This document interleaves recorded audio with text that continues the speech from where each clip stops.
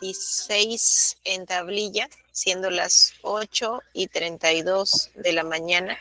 Se da cuenta de la lectura de sentencia en el recurso de casación 153/2023, encontrándose presente en el sistema de videoconferencia el señor abogado Carlos Camacho Quilca por el imputado recurrente Iván Justo Mendoza Artica. Esta sentencia se dicta en el marco del recurso de casación por la causal de infracción de precepto material interpuesto por la defensa del encausado Iván Justo Mendoza Artica contra la sentencia de vista en cuanto confirmando en un extremo y revocando en otro la de primera instancia, lo condenó como autor de peculado culposo, delito continuado, en agravio de la Municipalidad Distrital de Pacha, Yauco, a 1 año y 10 meses de pena privativa de libertad, suspendida condicionalmente por el plazo de 1 año, y el pago solidario de 257.826 soles con 6 céntimos por concepto de reparación civil. Fundamentos de derecho. Primero, el análisis de la censura casacional desde la causal de infracción de precepto material estriba en determinar si respecto del monto fijado por concepto de reparación civil por el primer hecho en materia de condena se asumió correctamente los criterios que rigen para fijar la cuantía por la reparación civil y si se aceptó el pedido del procurador sin aportar argumento sólido alguno. Segundo, según la pericia contable, respecto de los hechos en materia de condena, existe un total de 217.826 soles con 16 céntimos, producto de 102 cheques girados, todos firmados por el encausado recurrente, que carecen de requerimiento del área usuaria ni de certificación presupuestal, así como tampoco existe registro en la fase de compromiso de vengado y girado en el Sistema Integrado de Administración Financiera SIAF, ni cuentan con documento fuente que lo sustenta como contratos, órdenes de servicio, órdenes de compra, compraventa de servicios y conformidad de recepción de bienes. Luego es patente que me dio una apropiación de recursos públicos de la Municipalidad Distrital de Pacha en Yauco. Tercero, la sentencia de vista fijó por concepto de reparación civil el pago solidario de 257.826 soles con 6 céntimos, 40.000 por daño extrapatrimonial y el resto por daño patrimonial. No está en discusión el daño patrimonial establecido pericialmente. En cuanto a la reparación civil, la fijación del quantum de la misma corresponde al Tribunal de Mérito. Solo se requiere que en la sentencia se señale la causa de la indemnización, la apropiación de caudales públicos, que no se supere la suma pedida por el actor civil, lo que no ocurre en el presente caso. Y en todo caso, que la suma fijada no vulnere el principio de razonabilidad. Recuérdese que en cuanto al daño moral, no es susceptible de una cuantificación con criterios objetivos aplicados en atención a la demostración o prueba de hechos materiales y que su control solo será obligatorio cuando su monto resulte manifiestamente arbitrario y objetivamente desproporcionado. Además, no consta que se desconoció o fijó defectuosamente las bases fundamentales de la responsabilidad civil. Ante una suma apropiada, objetivamente acreditada en función a prueba pericial, y la determinación de un monto por concepto de daño patrimonial a favor de la entidad agraviada de 40.000 soles, dado lo efectivamente apropiado, no es posible sostener que tal cantidad es arbitraria o patentemente desproporcionada. Cuarto, el argumento de la sentencia para detener la reparación civil no es absurdo o arbitrario, menos inexistente.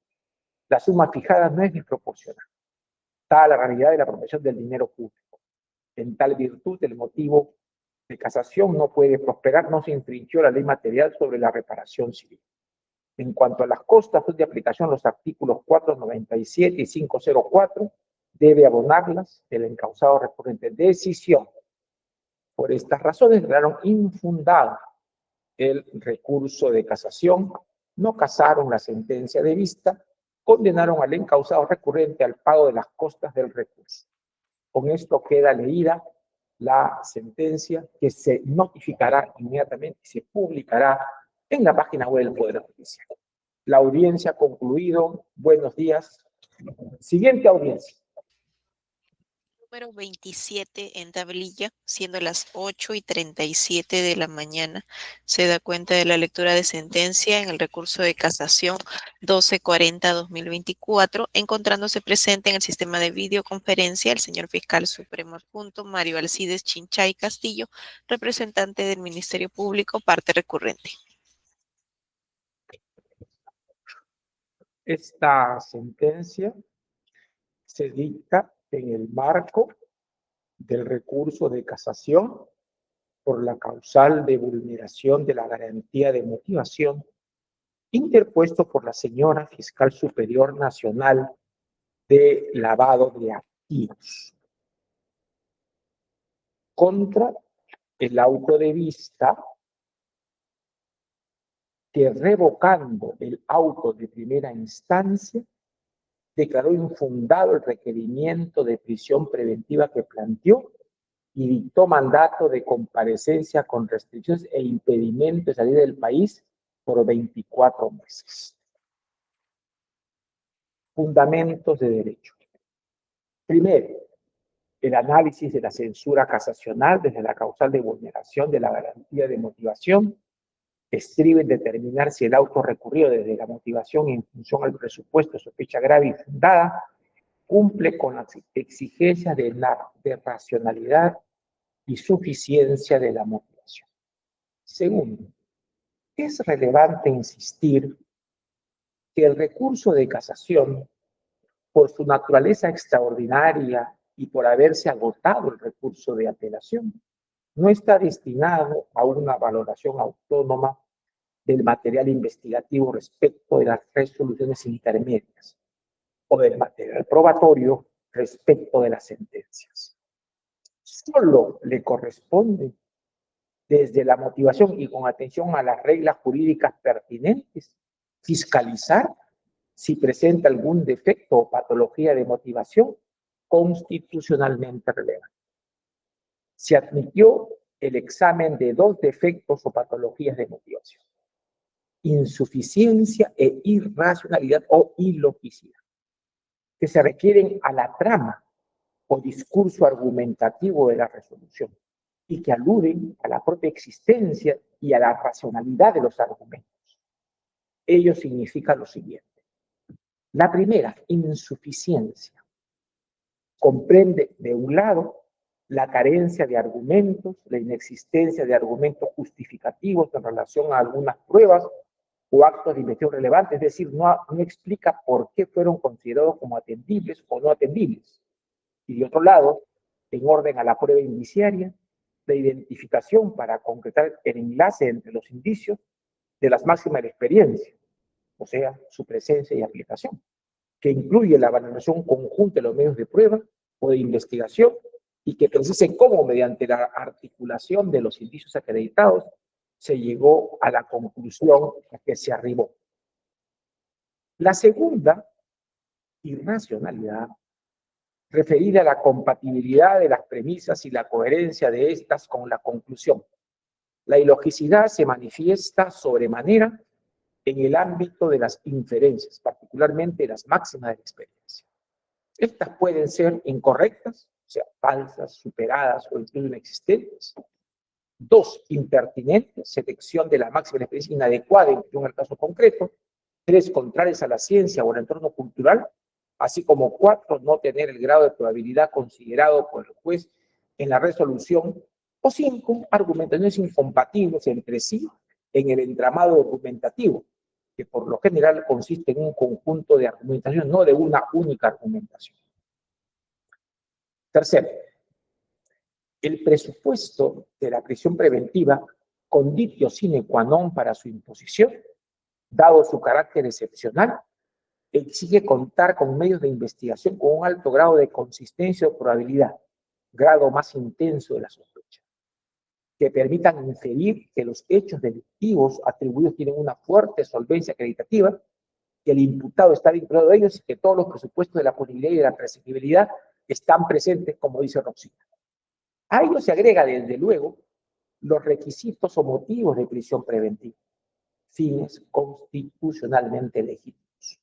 Delito grave, que merezca una pena superior a 5 años de prisión de libertad, y peligro de fuga o de entorpecimiento, teoría de los dos peligros, apreciados en función de las circunstancias del caso concreto y de las reglas de los artículos 269 y 270 del Código Procesal Penal. Cuarto, preliminar.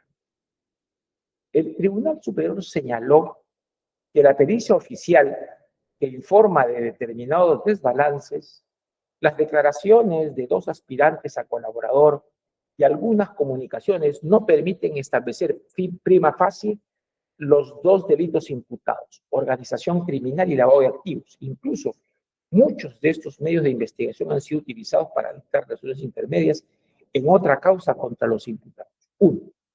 Cabe señalar que en otro proceso en trámite, expediente 69 de 2021-15, se dictó mandato de prisión preventiva aún vigente contra los encausados Vilcapoma, Cárdenas y Reyes, procesados por delitos de organización criminal, cohecho pasivo propio y negación incompatible.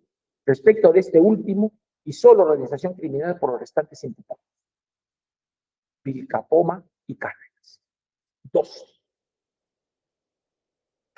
Es verdad que desde los cargos formulados por la Fiscalía podría haberse estructurado un mecanismo de obtención de dinero ilícito a partir del control del aparato regional por determinados funcionarios, específicamente en relación, 1, a las licencias de conducir, exámenes de manejo; 2, a las contrataciones de personal administrativo; y 3, a los pagos que los beneficiados debían hacer a la organización política, sobre los que se contaría con informaciones proporcionadas por aspirantes a colaborador y algunas referencias a pagos no especificados causalmente a cuentas utilizadas por los encargados de la organización política Perú Libre. 3. En este punto, sin embargo, es de tener en consideración la ley 32054 de 10 de junio de 2024, que modificó el artículo 105, penúltimo párrafo del Código Penal, que estipula que a los partidos políticos solo se aplica el régimen sancionador previsto en la ley 28.094 y ley de organizaciones políticas. Ello, en todo caso, significa que a efectos penales no puede ser considerado organización criminal el propio partido político, en tanto en cuanto los hechos punibles cometidos en ejercicio de su actividad o utilizando su organización para favorecer o incluirlo no le son atribuibles como sujetos colectivos, sin perjuicio, por cierto, de la responsabilidad penal individual de los sujetos implicados en el delito. En los cargos se sostiene que es delictiva la propia organización política, la estructura organizacional, y que su líder y otros de sus dirigentes cometían delitos funcionariales y que el dinero obtenido era objeto de actividad de lavado de dinero maculado, distinta, destinadas a 4 objetivos de financiamiento. Empero, a partir de lo señalado supra, solo cabe exigir responsabilidad penal por los delitos cometidos personalmente por personas individuales, no así al hecho de formar o integrar un partido político y de desnaturalizar su finalidad constitucional, en los marcos previstos por la ley de organizaciones políticas, respecto del cual la imputación fiscal globalmente considera que es una organización criminal, lo que desde la actual legislación no es posible. Ya no es asumible desde el derecho penal nacional. 5. Las declaraciones de los aspirantes a colaborador, todos 2019, 01, 2021 y 04, 2021, al no dar mayores detalles sobre las formas y circunstancias en que se habrían cometido los delitos de lavado de activos maculados, de su elemento material y de los comportamientos sucesivos típicamente relevantes, no resultan suficientes para llegar al umbral legalmente exigido. Ha señalado el Tribunal Superior que tales elementos investigativos no tienen la magnitud para cumplir el estándar probatorio de sospecha exigida por el mandato de prisión preventiva, y que solo habría sospecha reveladora que justifica la investigación preparada. Quinto, en el auto de primera instancia se hace mención a los medios de investigación que justificarían el presupuesto de la prisión preventiva. Señala el señor fiscal superior que el Tribunal Superior solo hizo referencia a alguno de los elementos de convicción y no tomó en cuenta los que citó y valoró conjuntamente el Judex Q, declaraciones de aspirantes a colores y comunicaciones, sin citarlas ni sostenerlas argumentalmente. No es posible, por consiguiente, establecer si se omitió un acto de investigación decisivo y qué argumento faltó ante la carencia y análisis específico por la Fiscalía Superior. En todo caso, más allá del análisis resumido del auto de vista, lo cierto es que se identificó el tipo de medios de investigación aportados por el Ministerio Público que eran atendibles, declaraciones de aspirantes a colaboradores, documentos y comunicaciones telefónicas. No todos los datos dimanantes del proceso merecen atendibilidad y por ello solo ha de valorarse cuáles se hacen acreedores a ella y cuáles no. Tal operación en específico no fue expuesta y justificada por la Fiscalía Superior. Por tanto, la conclusión de que no llegaban al umbral requerido para considerarlo sospecha fuerte o grave y fundada no tiene contraargumentos que la desacrediten. No consta que la motivación de la resolución tribunal es insuficiente. Sexto, entendió la Fiscalía Superior que al indicarse por el Tribunal Superior en el auto de vista que varios de los medios de investigación valorados por el juez de la investigación preparatoria ya habían sido utilizados en otros procesos por el delito de funcionarios seguido a los imputados, no era del caso apreciarlos en esta causa. Cuestionó esta concepción, indicando el fiscal superior que tales medios investigativos se trasladaron legalmente y que no existen límites en su incorporación y utilización en una causa conexa. Sin embargo, no es que un elemento de investigación o de prueba utilizado en otro proceso no pueda aportarse y valorarse en una nueva causa. La institución de la prueba trasladada, que pertenece al derecho procesal general, tiene plena aplicación. La legalidad o juridicidad de la prueba es un elemento que integra el contenido esencial o legalmente garantizado de la actividad probatoria, en tanto en cuanto se respeten los requisitos normativos establecidos para su utilización. No está en cuestión su legalidad. Esta referencia a las pruebas o medios de investigación, actos de aportación de hechos procedentes de otro proceso penal conexo por parte del superior, se hizo en atención a su relevancia en orden a las exigencias del concreto objeto del proceso. Pues una cosa es acreditar un delito de corrupción y otra uno de lavado de activos. Los datos respecto a los elementos objetivos y subjetivos legalmente exigibles son distintos y alcanzan diferentes niveles. En el delito de lavado de activos ocurrido según los cargos entre el año 2008 al año 2021, no solo debe acreditarse el delito precedente vinculado al objeto material del mismo, activo maculado, sino adicionalmente la concreta conducta de lavado de los activos maculados, actos de conversión, transferencia, adquisición, utilización, posesión, administración, custodia, ocultamiento, transporte, etc. Se cuestionó la falta de aporte probatorio en este ámbito. Así las cosas, las máximas de la experiencia no han sido observadas, no son incorrectas, no han sido inobservadas, no son incorrectas. No existen las dos patologías de motivación denunciadas. En cuanto a las costas, es de aplicación el artículo 497.1 y 499.1. No cabe su imposición por tratarse de un auto interlocutorio y porque el recurrente es el Ministerio Público. Decisión. Por estas razones declararon infundado el recurso de casación, no casaron el auto de vista sin costas. Dispusieron, como se está haciendo, se lee esta sentencia en audiencia pública, se notificará inmediatamente y se publicará en la página web del Poder Judicial. Hemos cumplido con leer esta sentencia casatoria que obviamente se notificará inmediatamente. La la audiencia concluido. Buenos días, señor. Buenos días, señor.